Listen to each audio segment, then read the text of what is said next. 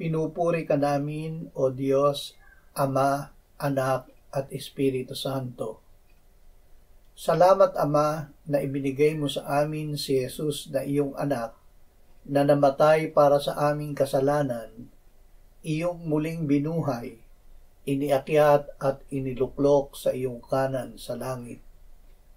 Salamat na ibinigay mo sa amin ang iyong banal na Espiritu, at sa pamamagitan niya ay ibinuhos mo ang iyong pag-ibig sa aming puso.